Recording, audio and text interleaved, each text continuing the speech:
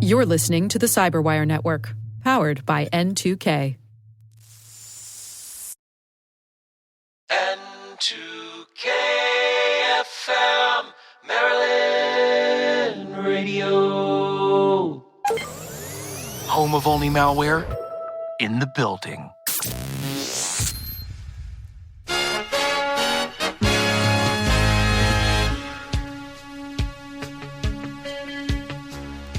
Well, hello there, and welcome back to American Top 40. I'm Casey Kasem, counting down the hits and sharing the stories that bring them to life. Now it's time for one of my favorite parts of the show, our long-distance dedication. This week's letter comes to us from Emily in Tulsa, Oklahoma. Emily writes, Dear Casey, my boyfriend Jake is the sweetest guy I've ever met. He's thoughtful, kind, and always willing to help out a friend, or a stranger for that matter. But Casey, there's one little problem. Jake can't resist clicking on those links in emails that promise things like free vacations or secret stock tips. I keep telling him, Jake, those emails are trouble. But he says, what's the worst thing that could happen? Well, last month, his credit card got maxed out after he clicked on something about a free giveaway.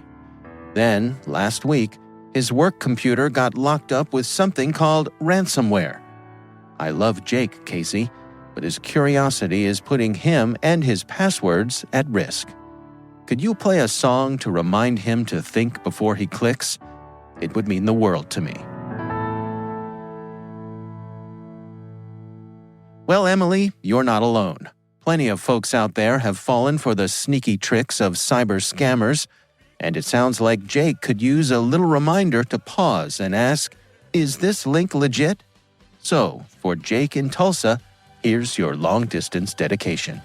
The 1961 hit by the king himself, Elvis Presley, Suspicious Minds.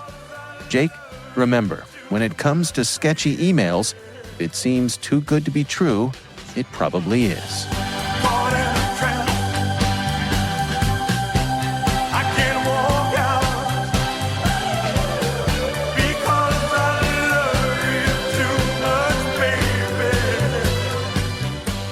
That was for you, Jake, and everyone else out there clicking without thinking. Stay safe online, folks, and keep your firewalls high and your guard higher. We'll be back with more of the countdown right after this.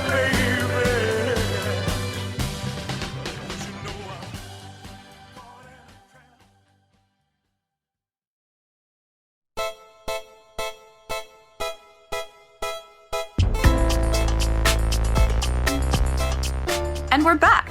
Dave, you might be stuck in the 80s every day, but on the threat landscape, we are a little bit more up to date. In modern times, things are changing very quickly, and it's very important to stay on top of our game. So in this episode, we want to look back at some of the sort of things that made us go, huh, or really surprised us or piqued our interest and showed. I think we can say that we went, huh, when Dave did Casey Kasem as the intro to our thing. And Dave, a wave of nostalgia rolled over me, okay, as you started that promo, man. That was awesome. We probably don't have time to do the top 40 bits of malware from the past year, but we could certainly hit on some of our favorites. And yes, I spent entirely too much time sitting in my bedroom with the FM transistor radio on, listening to Casey count down the hits. Absolutely. Spend too much of my time trying to figure that out. So That's right. You and me, and Selena says, what's a radio? Okay, yeah, so I know. I was going to say, I think I've only heard Casey Kasem on YouTube. So. Oh, man. Okay. Oh, man. Well, you Sorry, know, guys. he's the original voice of Shaggy on Scooby-Doo as well. Absolutely. So maybe you know him better from that. That is a fun fact. I did not know that. And I think Yeah. he played All right. Robin on one of the Batman cartoons, right? That's right. Okay, That's so right. there you go. All right, Selena, so lead us in here. How shall we begin?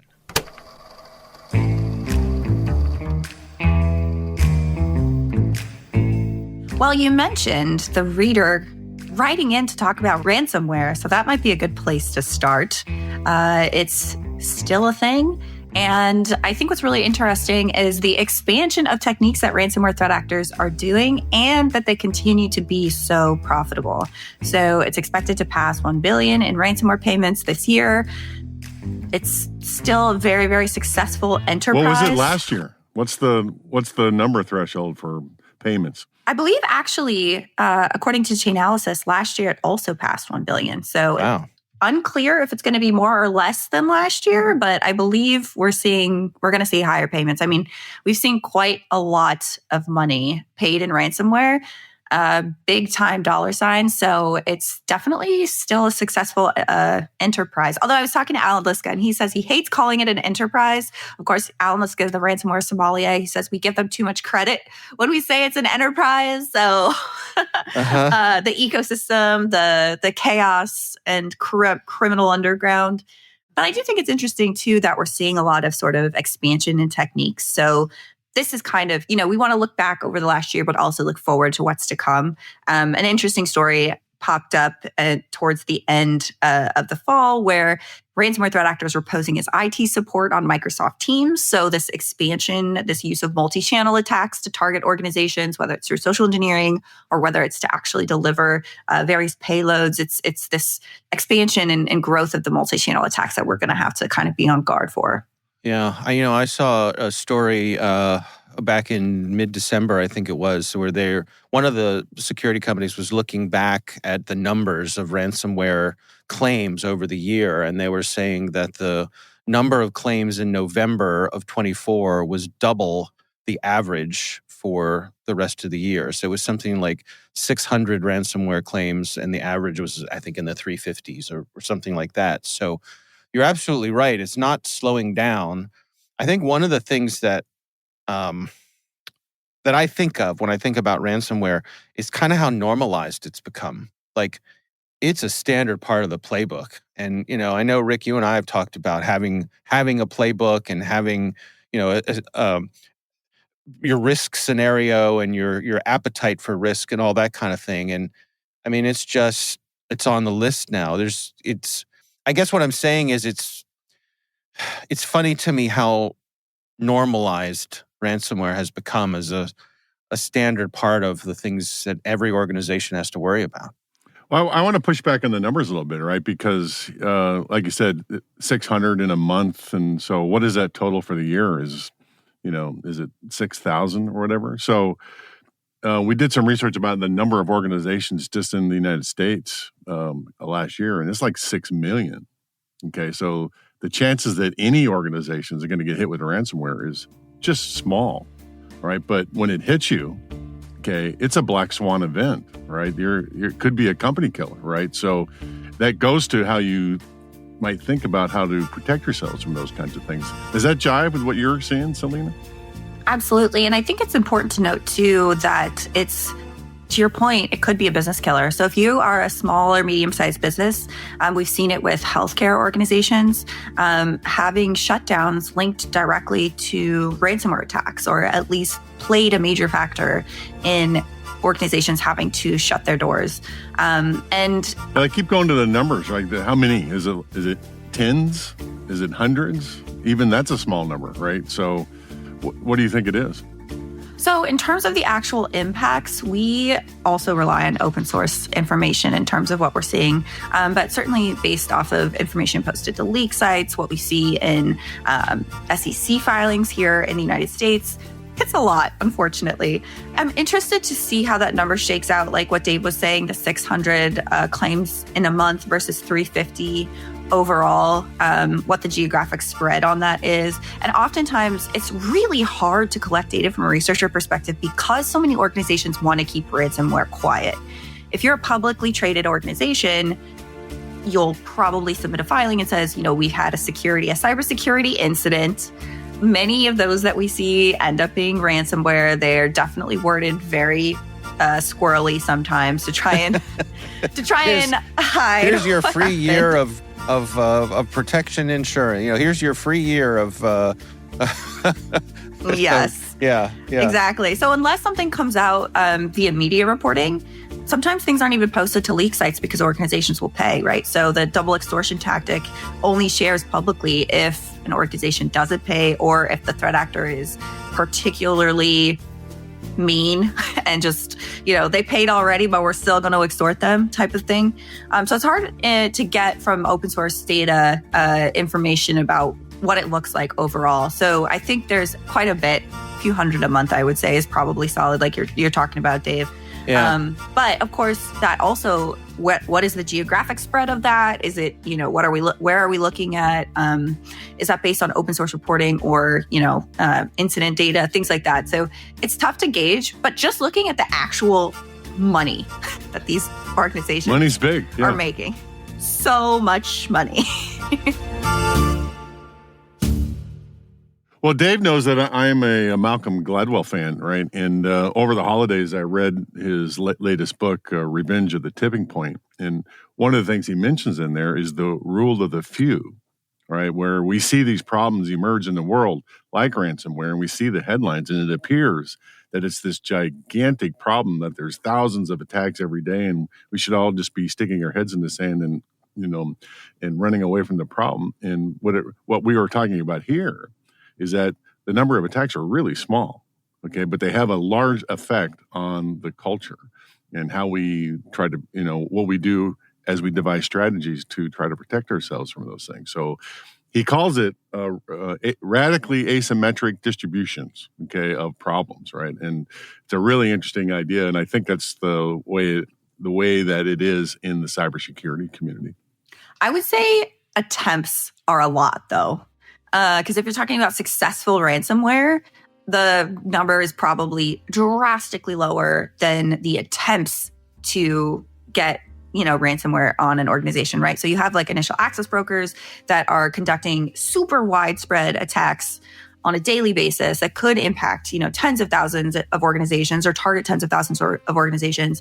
But if organizations have the right security in place, have defense in depth, are using the right tools and resources to protect themselves, it makes the ransomware or the initial access broker and the ransomware delivery a lot more difficult. So that kind of ties into like these multi-channel attacks. Okay. So it's like, okay, well, if this one delivery method isn't super effective, then let's pivot or expand to see if we can use things like chat apps or Teams or other enterprise software that organizations are using every day to see if we can maybe have more luck. So, absolutely.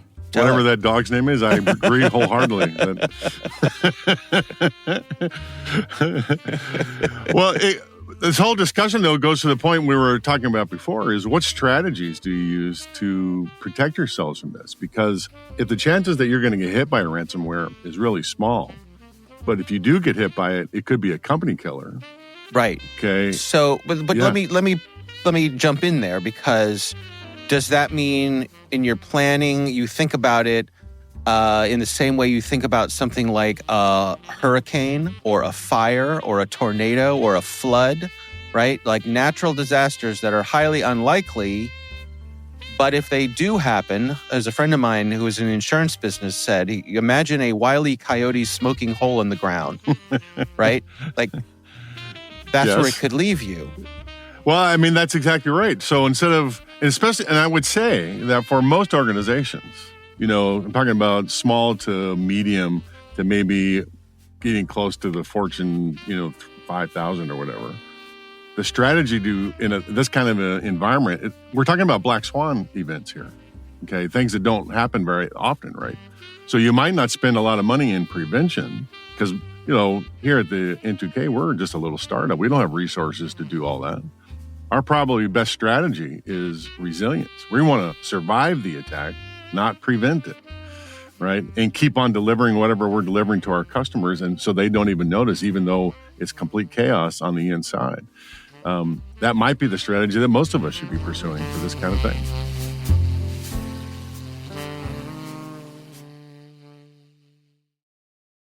Yeah, I think On one hand, yes, but on the other hand, there are a lot of techniques that are used by ransomware threat actors or initial access brokers enabling ransomware that are used by a number of different threat actors, right? So it's not just ransomware that you have to think about.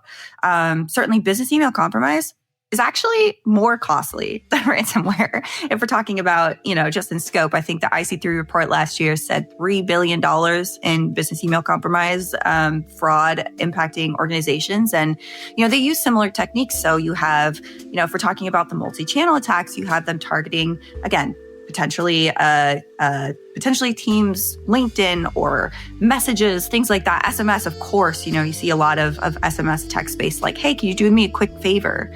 And so similar to some of the techniques that they're using there, also you see impersonations or, the registering various lookalike domains or, sending malicious URLs and attachments. So you have very similar techniques that are used across the landscape. It's just what is the ultimate objective? And I think, yes, obviously being prepared for a when, not if ransomware attack is certainly a very, very top priority, but also thinking about the tools and resources that you can equip yourself with, whether that is a security product or whether that's just user training.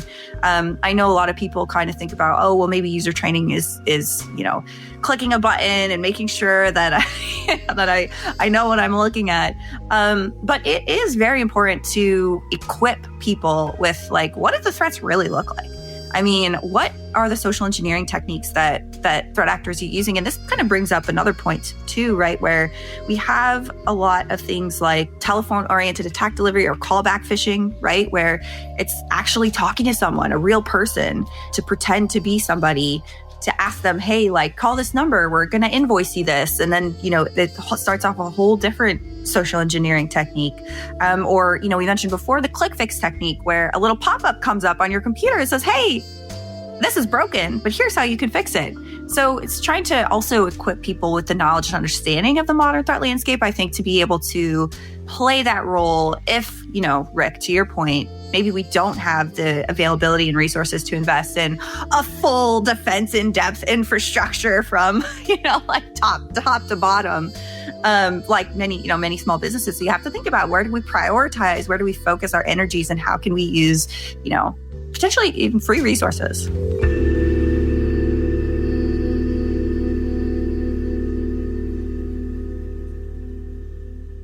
Because, instead of spending money on a really expensive, let's say, firewall, right, and trying to train, your two guys and a dog in the back room about how to manage that thing, the money might be more well spent if you just got good at backups and restores, right, and for a ransomware attack, right? So, not like most of us, Selena, when we practice, we may do a restore once in a year for a little small segment of our network just to make sure, right? We're talking about practicing restores every day so that you're so good at it that you don't even hesitate, okay? You just flip the switch and it happens, all right? And it's my experience. Dave's laughing. Sure, Rick, that's what we're going to do. No, I'm laughing because I actually last year, I wrote a joke that I posted on Mastodon, and it was a made-up conversation between two people, and I said, someone said, so have you tested your backups by doing full restores? And the person responded, oh, we don't have time for that. And the first person said, say that again. Say that again. You don't have time for that, but you're going to, it's that old thing. There's always time. There's never time to do it right, but there's always time to do it again. Mm-hmm. Mm-hmm. That's exactly right. Yeah. This is an interesting point too, right? So in addition to many organizations having their IT be their security team, oftentimes it's the same person wearing multiple hats or same, team of people wearing multiple hats. Is there going to be a divestment in security teams moving forward? I've seen some, open source reporting about various organizations who have, cut back on security or outsourced it or, tried to streamline operations or something. But is that going to then result in having to figure out how do we reallocate these resources in a way that might not be the best for the organization? So the bottom line here for going into 2025 is ransomware payments are up. And we may not, where the number of attacks are going up too, but it may not be significant to that everybody has to worry about. Is that the bottom line here? I think every organization needs to worry about ransomware still, unfortunately. You don't want to be the low-hanging fruit, right? Absolutely. I mean, that's the thing. Yeah. Yes, absolutely. You don't want to make it easy. You know, it's like you don't want to be living in a oceanfront home in Miami right now with the hurricane on the way, right? That's a good point. Yes, I like being. I have the high ground. Right. Right. But you talk about low-hanging fruits. This is another topic that we can discuss from 2024 and into 2025 is MFA fish kits and MFA phishing and attacker in the middle becoming essentially the standard for a lot of these phishing, right? Where so it used to be if you don't have MFA, that's still obviously, number one go-to. And what we've seen, unfortunately, as a result from data leaks is that, non-MFA accounts can be very effectively popped. But certainly with, with some fish kits now that we see pretty standard attacker in the middle, like they have adopted to the MFA. So, this is kind of like the new reality, and that's definitely not changing in 2025. When we did our Christmas episode, I walked us through the various kinds of MFA, right? And so which ones on that list, Selena, are not protecting as much as we thought, and which ones are still good? So fundamentally, MFA is good to have. Like you should have MFA everywhere. Number one, regardless of what MFA it is, it should be everywhere. But, things like SMS MFA, for example, both for the possibility of interception via mobile devices or MFA fish kits. Certainly even the apps too, right? Like these attacker in the middle fish kits are going to suck up the tokens as well as the session cookies. So really the best is U2F keys, right? You mentioned like the U key. A hardware key, an actual hardware key. Yes, an actual hardware key. Or just sacrificing blood on your computer so they know it's you. They can run your DNA code. Rick gets that from slamming his head down on the keyboard in frustration every time he tries to write something. He just bam, bam, bam, and there's blood all over the keyboard. Or when I don't get upstairs in time to take my nap, my head hits the keyboard pretty hard too. Okay. That's how he knows it's you. That's your identifier. Yes. So we talk about the hard token key, and then the latest development in multi-factor is passkey that not everybody's using. So those two are still pretty good, I guess. Yeah. And I think too, like a touch ID or something, where you have a something like you said, something that you physically have that can sign you in is pretty cool. And what I do actually like about things like Face ID or Touch ID or something, it doesn't sort of disrupt you as much as other sort of logins. So I was a little bit skeptical of Face ID when Apple first launched it. Of course, many people, because I was I don't want it storing my facial recognition. And there's times when you definitely want to turn it off. Certainly, yeah, because I'm going to draw the line there on my face because they have every other piece of information on me. But I'm drawing the line there. Okay. I post too many selfies, really, to complain about. That's a really good point. Yeah.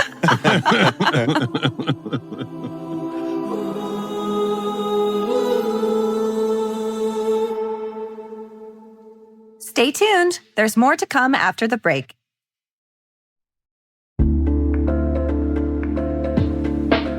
And now, a few thoughts from our sponsors at ThreatLocker. The tactics used by cybercriminals are becoming more and more advanced every day. The shift from a default allow approach to a default deny is more critical than ever. This is where ThreatLocker comes in. Stay tuned for how ThreatLocker allow listing and ring fencing has your back.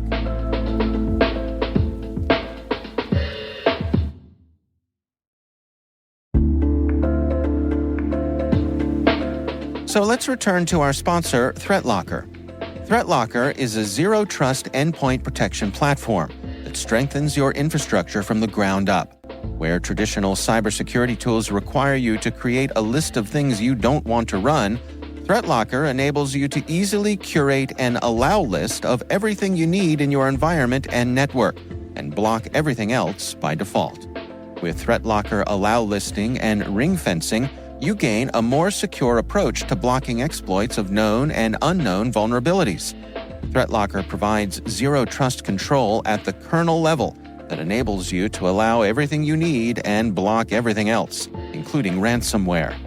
The ThreatLocker Zero Trust Endpoint Protection Platform deploys in a learning mode that analyzes the operations of your company using machine learning to assist you in developing your allow list for approved applications, what they can do on the endpoint, what can interact with your data, and even east and west network traffic.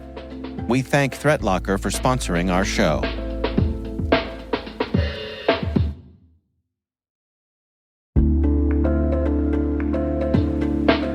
And of course, we want to thank this week's sponsor, ThreatLocker. Go to threatlocker.com/HH and check out their Zero Trust Endpoint Protection Platform. That's the words threat and locker with no space.com/HH, where you can request a demo and neutralize the threat of malware running on your devices.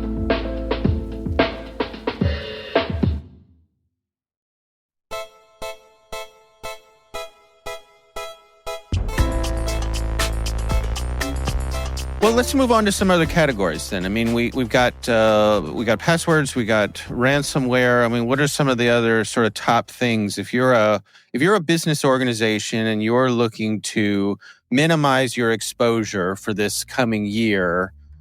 Selena, in your mind, what are some of the best bang for your buck areas that you should focus on? So certainly what we've mentioned is, I think, MFA really focusing on multi-channel attacks too, I think is really important. A lot of that though does come down to user training and user education and identification.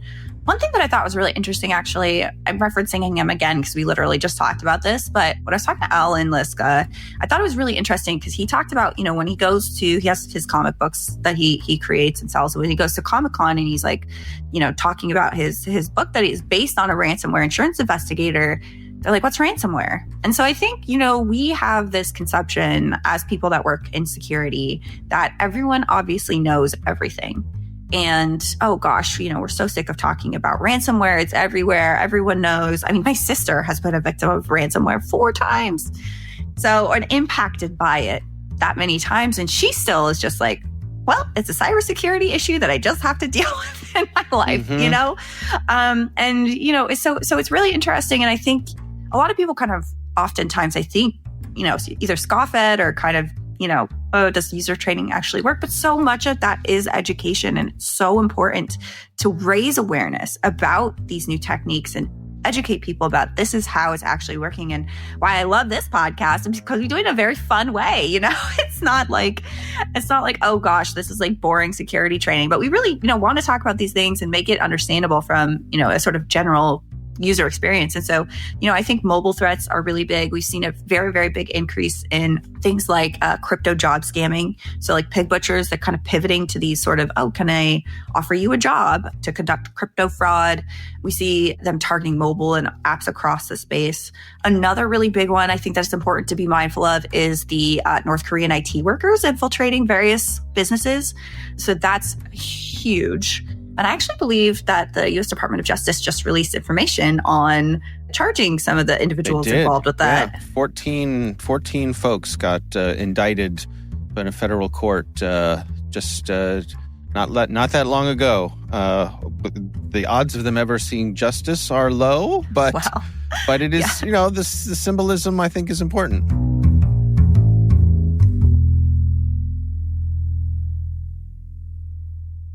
But that just speaks to, another threat angle that companies really need to be mindful of and aware of. And it's not super technical, right? Like it's not a very super technical, sophisticated attack vector. It's someone getting a job. And unfortunately, being a spy. Well, I'm glad you brought up nation state activity, Selena, because I'm pretty concerned with what the Chinese have been doing the last couple of years. We've been talking about various hacker campaigns like Salt Typhoon, Volt Typhoon, and Flax Typhoon.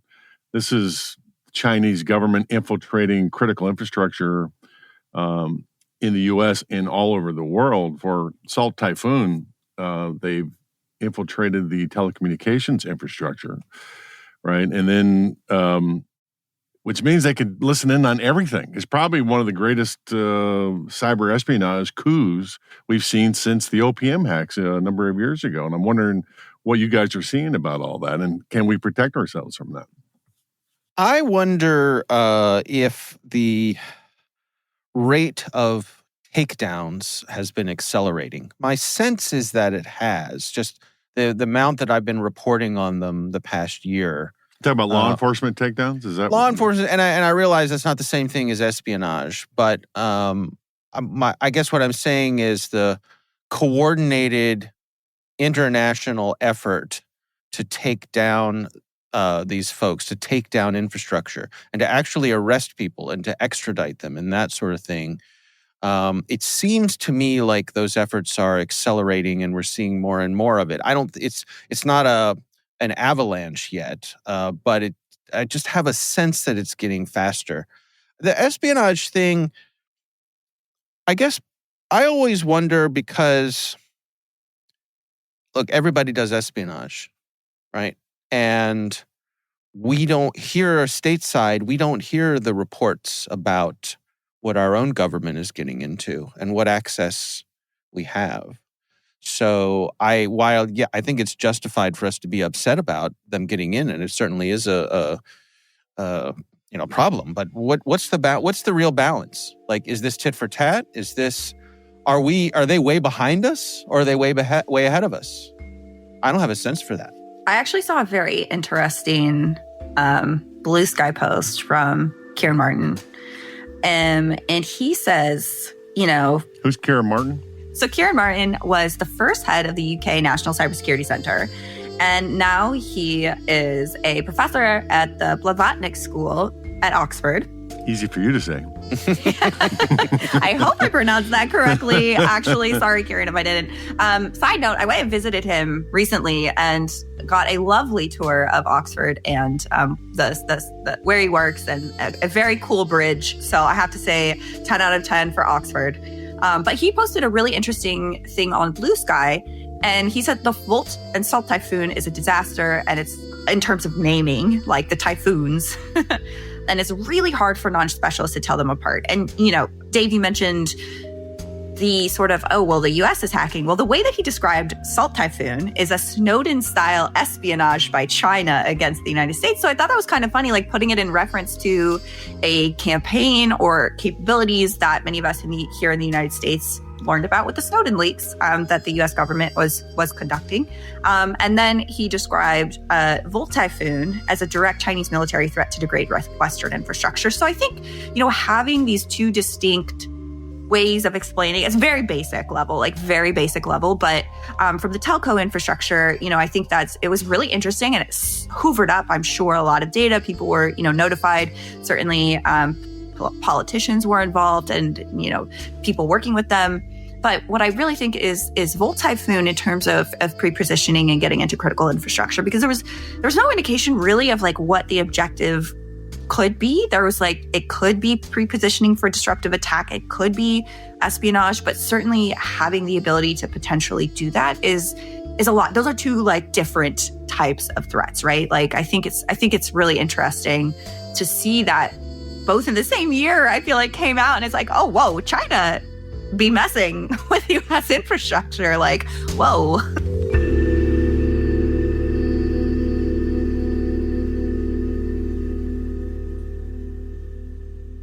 I was listening to David Sanger talk about this. He's the New York Times journalist, covers the cyber beat for the paper. And he's also, by the way, written a cybersecurity canon Hall of Fame book called The Perfect Weapon, where he outlines nation-state cyber activity from about 2010 to 2018. We're talking about the big five, China, Russia, Iran, North Korea, and Iran, and even a little bit of the U.S., right? Anyway, he was saying, we forget, but this is remarkable because here we have the U.S. government telling everybody you should be using encrypted comms in order to protect yourselves from Volt Typhoon.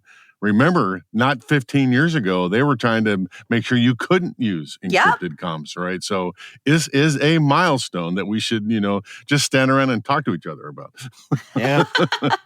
Well, and I mean, it's how many people were saying, "I told you so," when the back door into our telecommunications infrastructure got hit, right? How many people were saying there's no such thing as a absolutely secure backdoor? If we can get in, they can get in. And there you go. Well, go ahead, Selena. I was going to say I had a very funny experience that my brother-in-law texted our family group chat being like, should I use Signal? Like, what Signal? After all, like, this was a few days ago, Right. So and he is pretty technically savvy, but I think it's getting, trickling down to the average user, just people being like, oh, what's Signal? In a way, I think that hasn't happened before. It's really interesting. I got that same question from my 85-year-old mother-in-law. I've talked about her on the show before. She slings her iPad around like she's a ninja warrior, right? And so she asked me if she should download Signal, and I said, "Sure, Grandma, go ahead." I mean, it's good advice. No matter your age, no matter who you're texting, like, that's right. Yeah. Use Signal.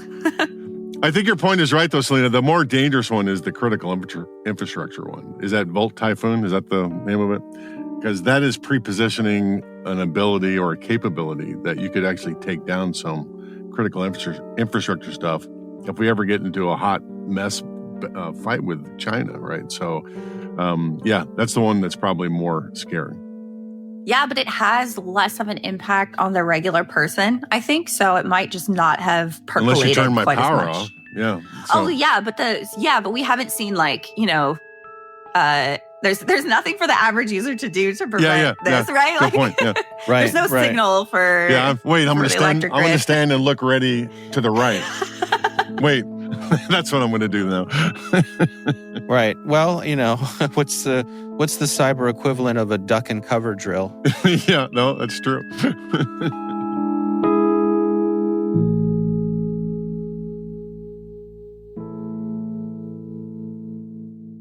All right. Well, I'll tell you what. Let's bring it home here. As we're looking towards the new year, to what degree are we optimistic? To what degree are we pessimistic? What do we think are going to be some good things that could happen? What are the things that have us losing sleep? I have a good thing. So maybe I'll start with the good thing, and then Rick can bring us down. Thanks. It's what he does best. Rick's password is so old, it's hieroglyphics. I have it etched right here on my laptop. That's right. His second factor is the weighing of your soul. That's right. Yes. That's right. So, good news. Let's hear it. So the good news, I think Dave, you touched on it, is law enforcement disruption and collaboration between public and private industry, and just seeing globally how many organizations have been participating from a law enforcement perspective in this work. And I think Operation Endgame, which we've talked about previously on the podcast, is the coolest thing to happen in 2024. I am, of course, extremely biased because I track cyber criminal activity and have seen directly the results of that operation that operation had on threat actor activity in the overall landscape. And it's been big. It's been big. Cutting off the access to a lot of very important and impactful malware, as well as, arresting people involved in it has been huge. And I would say my positive prediction is we are going to see more of this. We've seen it, with the Lockbit disruption, Operation Endgame, the multiple botnets disrupted this year, Redline, another Redline disruption. And I think that's not going anywhere. If anything, we're going to see more of it. I really like that this whole idea. That gives me some optimism too, because it seems like it was like 2023 when law enforcement and governments decided to take the gloves off. We've always been able to do those kinds of things, but we've been afraid to do it for, reasons. Okay. But sometime about 2 years ago, law enforcement said, okay, we're enough with this. We're going to do other things to mitigate these things. So I'm Defend forward. Defend forward. There you go. That's the name. Yeah. Right. Yeah, I want to be optimistic, and I think that's good news. I think we all sit here day to day, and especially like you just wonder, like, what's today's news going to be? What's right? And I guess my position is unusual in that the first thing I do every day when I come into work is gather up all the bad news to share with the world. Right? It's kind of my thing, and so that can lead you down a path, I think, of pessimism. And I really try not to be pessimistic or to let that guide me. But well, let me help you out with this because I can bring you down, Dave. I know how. Good. I know how to terrific. do this. Excellent. Here's a story that happened recently, and it just makes me take a deep breath. Okay, and it's about how a company called Character.ai, they offer a service where you can use their chatbots to have conversations just like you normally do with ChatGPT or anything like that, but human actors or even synthetic actors can be used for them. And they have generic things like CEO or marketing person or whatever. But they also offer a service where they mimic well-known pop culture characters like Game of Thrones or anime and things like that. And the story I read was, Dave, you know I've talked about Alan Turing over and over again, right? He is my all-time favorite computer science hero. He is famous for lots of things, right? But one of them is the Turing test. Okay, he's one of the first people to define what it might be to discover an artificial intelligence. And the test is, if you put a human behind a screen and a computer behind a screen and a judge in front, and the judge asks them questions, if the judge can't tell the difference, then for all intents and purposes, the machine is intelligent.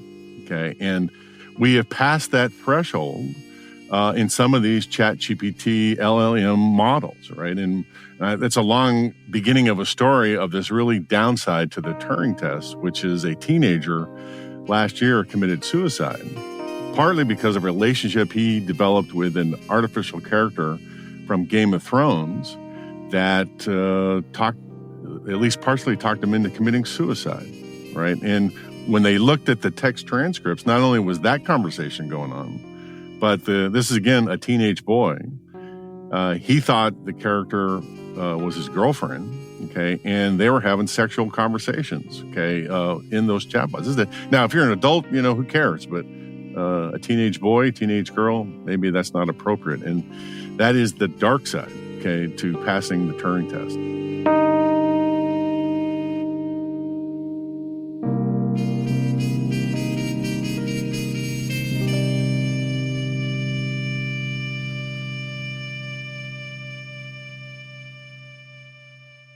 I saw a similar one where another teenager had been talking to one of these chatbots and was trying to puzzle through what to do with some challenges they were having with their parents, and the chatbot suggested that he kill them. As you do, okay? Right, Jeez. right. Like that was the most logical solution. So, look, it's horrible. It's also, I think it's fair to say, fairly early days with our societies becoming accustomed to this new genie we've let out of the bottle, and we're going to have to put more guardrails on it. I don't know what that's going to look like, but it has to happen. We just look at, people's mental health, not just teenagers, but people's mental health. And there can be good sides too. There are plenty of stories of folks who have had really good outcomes from being able to talk to these devices, that they never get tired of listening to you, right? So they can be good companions, but I don't know. How do you keep track of it? I remember, when was this? 2015, maybe? Do you guys remember Tay? Sure. From Microsoft? Yeah. Tay was epic. Tay, the short-lived era of Tay. We made good fun of Tay on the Cyberwire. Tay was just phenomenal. I mean, it was an early edition of what we're seeing now, and Tay very quickly became racist, sexist, Right. bad, unfortunately. And I think that was kind of like a harbinger of what can come if we aren't building in safety and security and process and ethics and mindfully developing a lot of these things. I think my favorite story so far that's not super dark, but is that mushroom foragers were given instructions created by AI to cook poisonous mushrooms. And they reported it to their fellow foragers, being like, can you believe this? And then, of course, it went viral and it was hopefully nobody died because they cooked poisonous mushrooms. But it's a very good example of not just, the harm to people's, understanding of concepts, right? If we're like, a lot of these chatbots get facts wrong. And so it sort of can have a misinformation component, but also for mental health and well-being of people. And, maybe on something of a lighter, more hopeful note is maybe 2025 will bring us more of these guardrails and help prevent incidents like that from happening, right? Okay, I will keep my fingers crossed, okay? I know. Look, my take on it is that you load all of humanity into these machines and you press the high button on the blender. And what you're going to get out of it is a reflection of who we actually are, not who we aspire to be, right? So we have this, look, I grew up in the 80s, which I think was an era of techno-optimism. We thought that the future was going to be amazing, and computers were going to mean that we'd have shorter work weeks, more vacation time, everything was going to be great. And here we are. It didn't happen. So I think we have to be realistic that these systems reflect who we are, the cold, hard truth of who the we with a capital W, and by that I mean humanity, global humanity, who we are. And that we can be mean to each other, and we can be racist, and we can be sexist, and all of those things. So I think it's, hats off to the people who are building those guardrails, because it can't be easy. And nothing is foolproof to a talented fool. There are people out there who are doing their darndest to jailbreak these things, and they're demonstrating success. So... Well, I was telling you guys before we started recording, you don't even have to be that smart. I went over to Character AI and grabbed one of the Game of Thrones characters, and within 3 sentences, the conversation got sexual, and I wasn't pushing it. The character was pushing it. So I guess that's that blender function that you were talking about, Dave. That's what that character thought I wanted. Well, to be fair, Rick, you are an exceptionally handsome man. So I think, who could resist? I will keep those checks coming, my friend.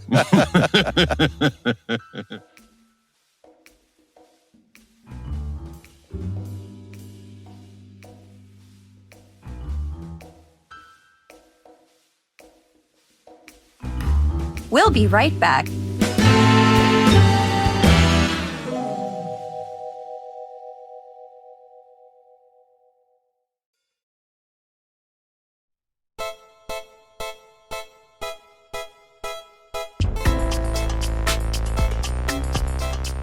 All right, with that, why don't we wrap it up for this episode of Only Malware in the Building? Selena, you want to take us out?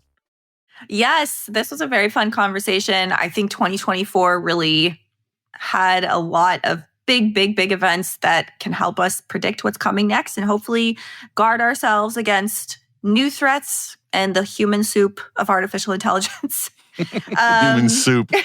Wow. Yeah, that's what we call my hot tub. That will not be one of your dips, Dave. I was going to say, don't be eating dips in the hot tub, okay? Don't be doing that. Do not put that in a blender. But yeah, so we'd also love to hear from our listeners. What are you thinking coming up next in this coming year? Both good news and bad news, and hope and optimism, as well as deep sadness. that weighs on my soul, like you said, Selena. Yeah. Exactly. We laugh so we don't cry. Yeah, that's it. And that's Only Malware in the Building, brought to you by N2K Cyberwire. In a digital world where malware lurks in the shadows, we bring you the stories and strategies to stay one step ahead of the game. As your trusty digital sleuths, we're unraveling the mysteries of cybersecurity, always keeping the bad guys one step behind. We'd love to know what you think of this podcast. Your feedback ensures we deliver the insights that keep you ahead in the ever-evolving world of cybersecurity. If you like the show, please share a rating and review in your podcast app. This episode was produced by Liz Stokes, mixing and sound design by Trey Hester, with original music by Elliot Peltzman. Our executive producer is Jennifer Iben. Our executive editor is Brandon Karpf. Simone Petrella is our president. Peter Kilpie is our publisher. I'm Dave Bittner. And I'm Rick Howard. And I'm Selena Larson. Thanks for listening.